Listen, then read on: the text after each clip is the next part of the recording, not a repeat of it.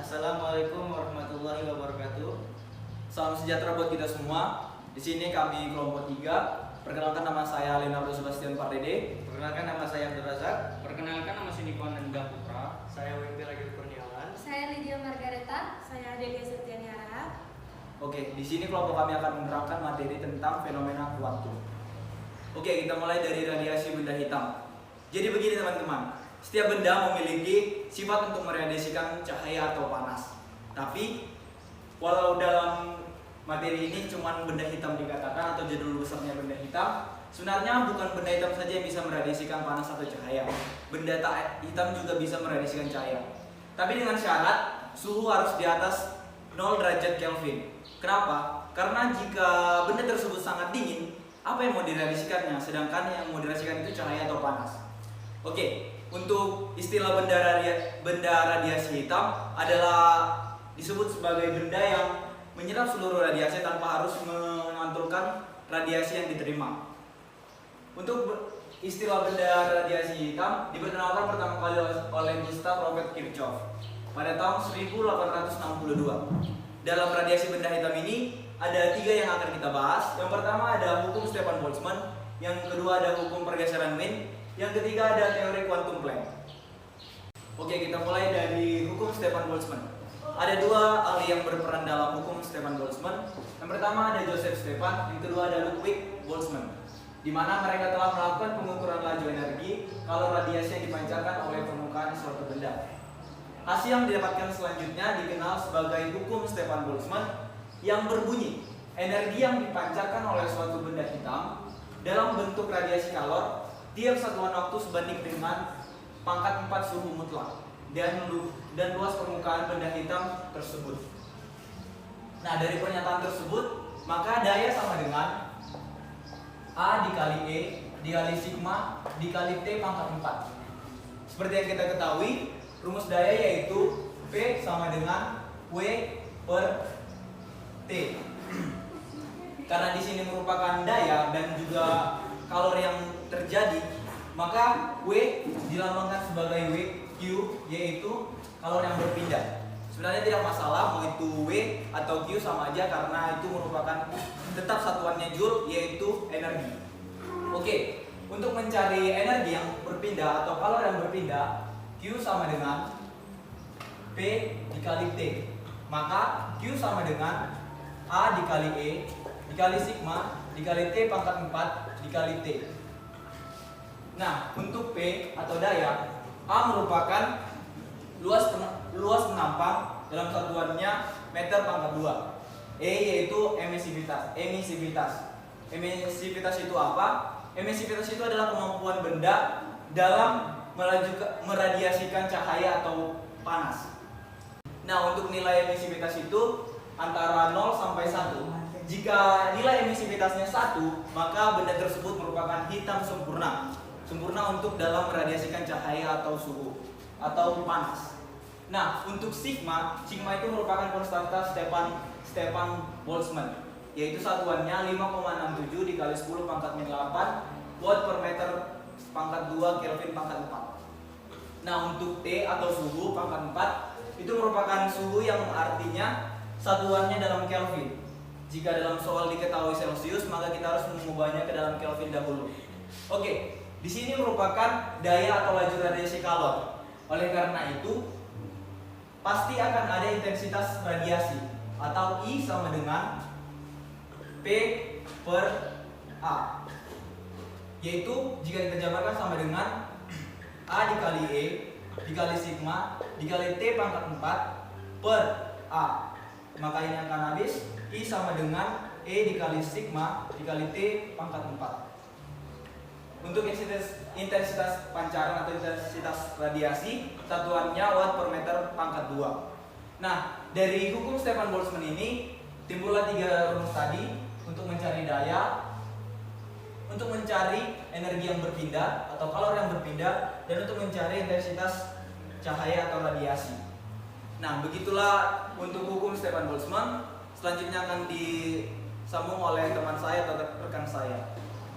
Baik, selanjutnya sini saya akan menjelaskan tentang hukum pergeseran Wien. Nah, di sini Wien menjelaskan bahwa semakin tinggi suhu suatu benda hitam, semakin pendek panjang gelombang tempat pancaran maksimum terjadi.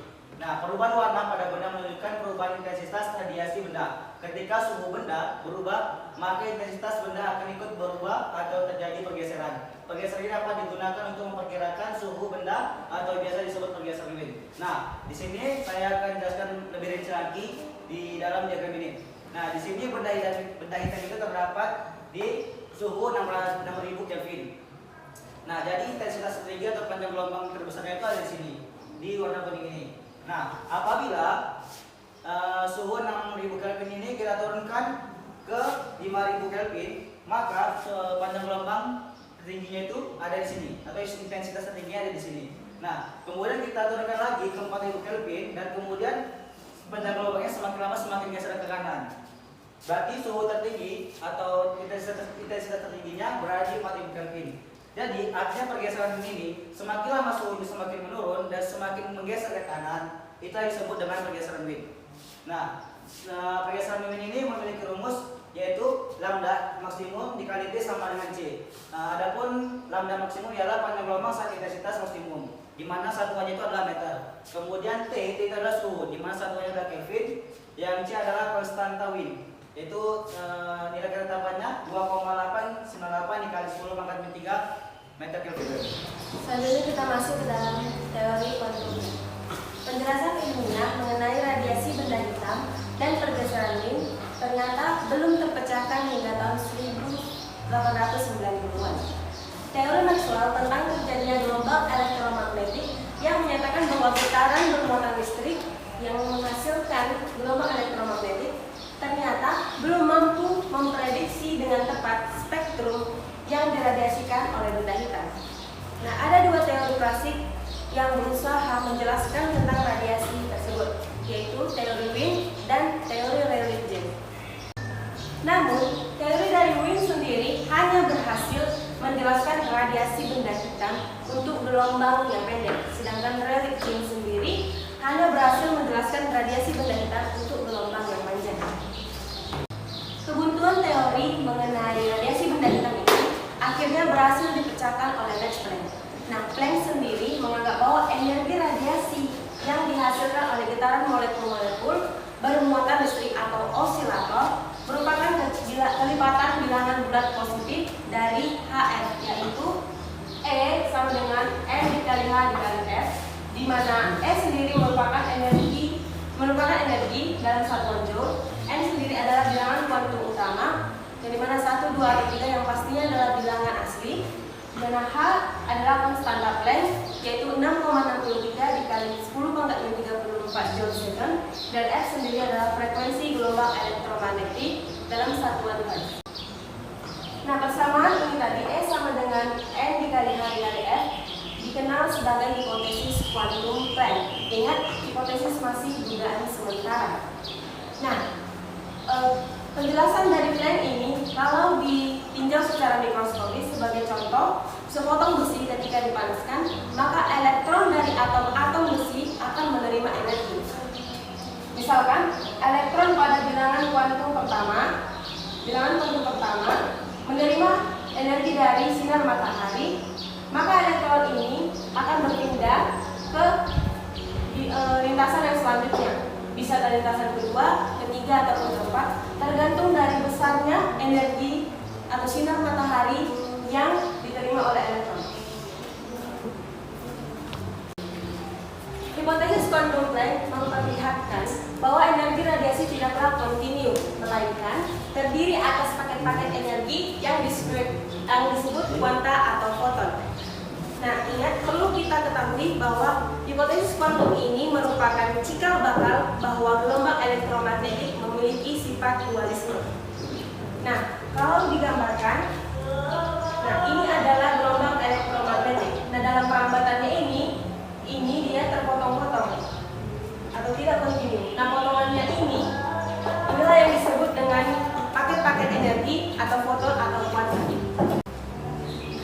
Kuanta atau foton tersebut diradiasikan jika elektron atau osilator berpindah dari bilangan kuantum besar ke bilangan kuantum yang lebih kecil. Nah, energi yang kuantumnya N berubah adalah delta E sama dengan delta N dikali HF. Nah, selama elektron tidak mengalami perubahan bilangan kuantum, elektron tidak akan meradiasikan energi.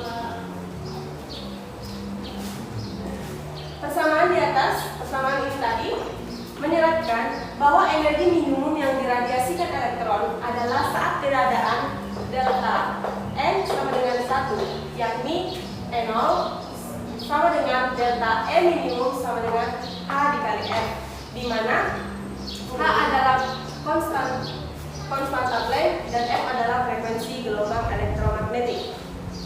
Energi minimum HF yang diradiasikan elektron tersebut dengan energi kuantum atau energi foton. Nah, Max Planck telah menjelaskan radiasi benda hitam secara mikroskopis.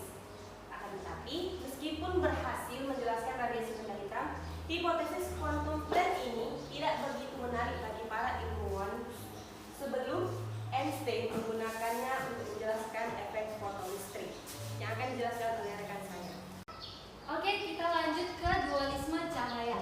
Dualisme cahaya adalah suatu cahaya yang memiliki dua sifat, yakni sebagai gelombang dan partikel atau dualisme gelombang partikel. Nah, di dualisme cahaya ini kita bakal membahas efek fotoelastrik, produksi sinar X, momentum foton dan efek Compton, serta dualisme gelombang partikel.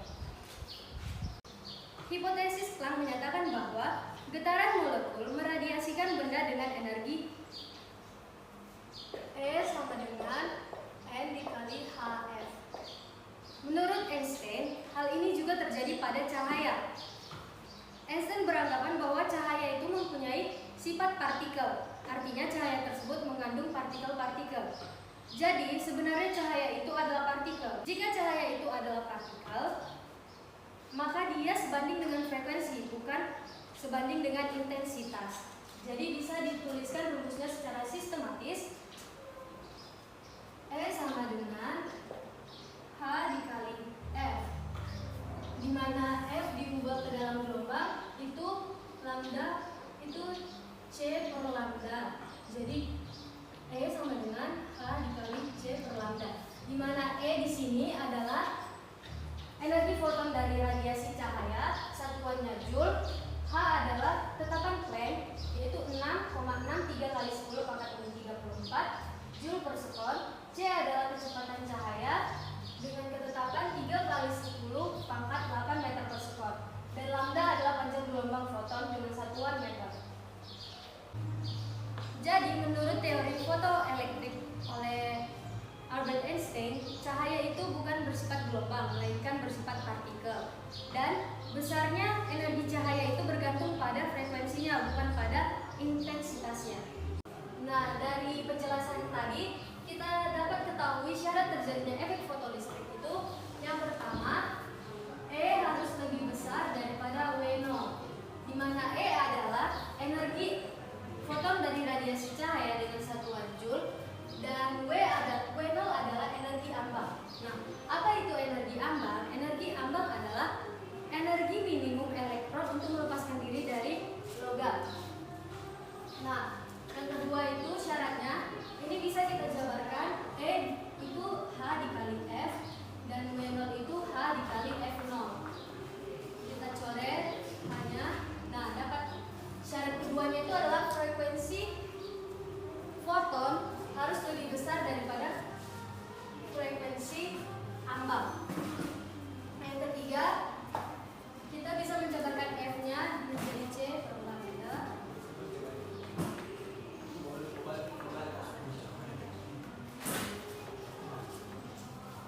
Nah, syarat yang ketiga adalah lambda 0 harus lebih besar daripada lambda foton. Nah, jika dia energi yang jatuh melebihi daripada energi kerja atau fungsi kerja ini tadi, berarti ada selisih energi di sini. Selisih energi inilah yang akan menjadi energi kinetik maksimum fotoelastrik. Nah, untuk rumus energi kinetik maksimum sendiri, dia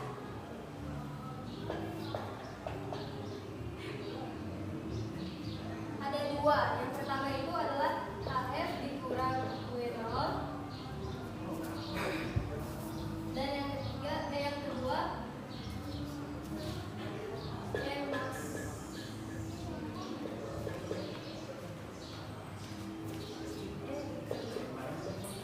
Di mana E di sini adalah muatan elektron, yakni ketetapannya 1,6 kali 10 pangkat min 19 volum, dan F0 di sini adalah potensial nanti, satuannya adalah volt. Kita lanjut ke penerapan efek fotolistrik dalam kehidupan sehari-hari. Yang pertama ada mesin fotokopi. Cara kerja mesin fotokopi yakni lampu ekspos menghasilkan cahaya terang untuk menyinari dokumen dan akan dipantulkan lewat lensa dengan sensor CCD. Setelah itu lensa akan mengarahkan ke bagian silinder foto sensitif. Akan menjadi elektron-elektron muncul. Toner yang bermuatan negatif akan ditarik ion-ion positif yang berada pada silinder. Selanjutnya kertas akan dilewatkan melalui dua buah rol panas yang saling bertekanan yang akan melelehkan toner dan menempel erat pada kertas. Dan seterusnya drum akan berputar. Yang kedua ada kalkulator, dan yang ketiga kamera CCD dan pemindai kode batang atau barcode. Oke, selanjutnya saya akan menjelaskan tentang produksi sinar X. Jadi, sinar X itu adalah suatu gelombang elektromagnetik yang memiliki panjang gelombang sebesar 10 pangkat min 8 sampai 10 pangkat min 12 meter. Dan dia juga memiliki frekuensi sebesar 10 pangkat 16 sampai 10 pangkat 21 Hz. Kemudian sinar X ini juga ternyata masih sejenis dengan gelombang radio ataupun cahaya ultraviolet. Namun dia memiliki panjang gelombang yang lebih pendek. Meskipun begitu, dia dapat menembus beberapa benda tertentu. Sinar X ini dia digunakan di berbagai bidang seperti di bidang kedokteran yang kita kenal dengan alat yang namanya alat Röntgen untuk memeriksa tubuh bagian dalam. Kemudian digunakan di bidang kimia, fisika, biologi, dan bidang-bidang lainnya. Kemudian sinar X yang dipancarkan dari sistem pembangkit sinar X merupakan pancaran foton dan interaksi elektron dengan inti atom. Nah, maksud dari penjelasan ini, dia menjelaskan tentang bagaimana produksi sinar X itu terjadi. Jadi, sinar X itu dapat diproduksi di dalam sebuah tabung yang namanya tabung produksi sinar X. Nah, di dalam tabung itu terdapat yang namanya komponen-komponen katoda dan komponen-komponen anoda. Jadi, di katoda itu dia terdapat lagi beberapa alat yang namanya filamen, untuk filamen di katoda. Kemudian di anoda itu dia terdapat namanya logam biasa gitu kan. Kemudian untuk memproduksi sinar X, kita harus menembakkan elektron yang berada di filamen menuju atom yang berada di logam tersebut. Untuk menembakkan elektron-elektron tersebut diperlukan energi listrik yang sangat besar atau beda potensial yang sangat tinggi. Jadi dihidupkanlah generator, kemudian generator menghasilkan listrik. Kemudian listrik tersebut dia menuju filamen melalui kawat. Kemudian setelah listrik tersebut menuju filamen, kemudian filamen tersebut dia akan memanas dan akan menembakkan elektron yang berada di filamen tersebut dengan kecepatan yang dipercepat. Kemudian elektron tersebut akan menabrak ke atom. Nah, saat terjadinya tabrakan tersebut akan menghasilkan foton, dan foton itu diradiasikan menjadi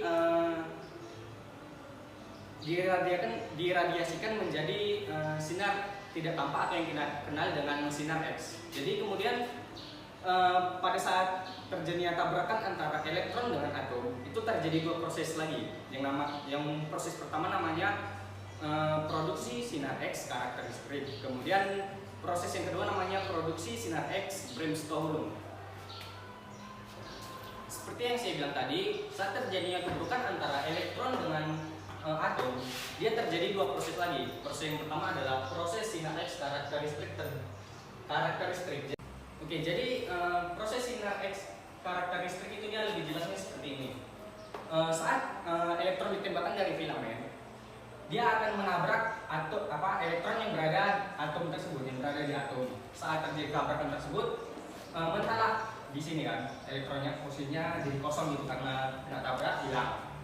Dan karena kosong tersebut, atom tersebut menjadi tidak seimbang. Untuk menyeimbangkannya kembali atau menstabilkannya kembali, elektron bagian terluar akan mengisi elektron bagian posisi yang kosong tersebut. Dan saat terjadinya perpindahan posisi dari elektron di bagian kulit L menuju K, dia terjadi selisih energi, dan selisih energi itulah yang nantinya akan menghasilkan foton, dan foton itu diradiasikan menjadi sinar X karakteristik. Kemudian selanjutnya saya akan menjelaskan sedikit bagaimana proses terjadinya produksi sinar X, Brainstorm. Nah, kalau produksi sinar X karakteristik itu adalah terjadinya tabrakan antara elektron dengan elektron yang berada di atom tersebut. Kalau di Bremsstrahlung dia sedikit berbeda. Bremsstrahlung dia berasal dari bahasa Jerman, yaitu radiasi pengereman, atau bahasa Inggrisnya break radiation. Jadi begini, saat terjadinya tembakan antara elektron menuju atom, dia tidak terjadi tabrakan. Kalau karakteristik kan terjadi tabrakan antara elektron ini. Kalau yang Bremsstrahlung dia tidak terjadi tabrakan, dia hanya melewati orbital dari elektron tersebut. Karena dia melewati, dan karena melewati orbital tersebut kan ada di atom tersebut ada namanya proton, dan proton itu memiliki energi magnet yang sangat kuat. Jadi proses produksi sinar X Bremsstrahlung dia seperti ini. Saat terjadi tembakan dari elektron yang berada di filament tersebut, dia menuju atom, dia tidak terjadi tabrakan antara elektron yang ada di orbital tersebut. Dia hanya melewati aja. Namun karena di atom tersebut memiliki yang namanya proton, dan proton itu dia kan memiliki medan magnet yang cukup kuat. Ketika melewati, dia elektron tersebut tertarik oleh medan magnet yang berada di atom tersebut. Dia tertarik medan magnet, kemudian karena tertarik elektron tersebut dia terjadi perubahan arah. Jadi dia diperlambat dan diubah arahnya, kan yang harusnya dia ke sana. Karena medan magnet proton dia diubah arahnya menjadi berbelok. Kemudian karena perubahan arah tersebut dia menghasilkan yang namanya foton. Dan foton itu juga diradiasikan menjadi sinar X tersebut, dan begitulah terjadinya sinar X Bremsstrahlung. Nah, saya akan menjelaskan momentum foton. Nah, Einstein menyatakan kesetaraan antara massa dan energi dengan rumus E sama dengan mc kuadrat. Dalam efek fotolistrik, cahaya yang dijatuhkan pada keping logam diperlukan sebagai paket-paket energi yang disebut foton, di mana tiap foton besarnya itu adalah E sama dengan H kali F. Nah, dari kedua rumus tersebut atau persamaan tersebut dapat kita dapatkan persamaan mc kuadrat sama dengan hf. Kemudian pindahkan salah satu c-nya menjadi mc sama dengan hf per c. Kemudian fc dapat diubah menjadi lambda, menjadi rumusnya p sama dengan h per lambda. Di mana p adalah momentum sebuah foton, c adalah cepat terambat cahaya yaitu 3 kali 10⁸ meter per sekon, h adalah tetapan Planck, F adalah frekuensi cahaya, dan lambda adalah panjang gelombang cahaya. Nah, kemudian efek Compton. Efek Compton adalah peristiwa terhamburnya sinar X atau foton ketika menumbuk elektron diam menjadi foton terhambur dan elektron. Nah, jadi foton yang datang menabrak atau menumbuk elektron diam, dan kemudian keduanya terhambur, di mana foton terhambur sebesar theta. Setelah terhambur, panjang gelombang dari foton tadi menjadi lambda aksen, dan lambda aksen ini lebih pendek daripada panjang gelombang sebelumnya. Dan energi kinetik dari elektron yang tadinya 0 setelah terhambur menjadi m kurang m0 c kuadrat. Kemudian persamaan Compton. Nah, di sini ada rumus delta lambda sama dengan lambda aksen dikurang lambda, ataupun ada delta lambda sama dengan h per m0 kali c dikali 1 kurang cos theta, di mana lambda adalah panjang gelombang foton sebelum tumbukan, lambda aksen adalah setelah tumbukan, delta lambda adalah beda panjang gelombang foton sesudah dan sebelum tumbukan, h adalah tetapan Planck, m0 adalah massa diam elektron, c adalah cepat terambat cahaya dalam vakum, dan theta adalah sudut penyimpangan foton terhadap arah semula. Nah, H per M0C ini bisa juga langsung didapatkan 2,43 dikali 10⁻⁻12 meter. Kemudian kita lanjut ke teori Louis de Broglie. Yang jadi pertanyaan di teori si Louis de Broglie ini adalah jika cahaya memiliki sifat kembar sebagai gelombang dan partikel, lalu bagaimana dengan benda-benda yang dijumpai sebagai partikel, apakah memiliki sifat sebagai gelombang? Louis de Broglie menyatakan hal berikut. Alam sangat bersifat simetris dalam banyak hal. Jagat raya yang kita amati seluruhnya dibuat cahaya dan materi. Kemudian, jika cahaya mempunyai sifat dualisme, yaitu gelombang dan partikel, maka materi pun memiliki sifat dualisme. Nah, dari hasil percobaan Compton menyimpulkan bahwa foton berperilaku sebagai partikel dengan momentum P sama dengan H per lambda atau H kali F per C. Nah, sedangkan de Broglie mengusulkan agar persamaan di atas berlaku umum sehingga bisa dipakai untuk partikel suatu materi atau foton. Jika momentum suatu partikel bermasa m dan kecepatan v adalah v sama dengan m kali v, maka panjang gelombang de Broglie-nya adalah lambda sama dengan h per v atau h per m kali v, di mana lambda adalah panjang gelombang de Broglie dengan satuan m adalah massa diam partikel dengan satuan kilogram, dan v adalah laju partikel dengan satuan m per s. Oke, demikianlah presentasi kami. Jika ada kata-kata yang salah dan juga jika ada penjelasan yang salah, kami minta maaf. Sekian dan terima kasih. Assalamualaikum warahmatullahi wabarakatuh.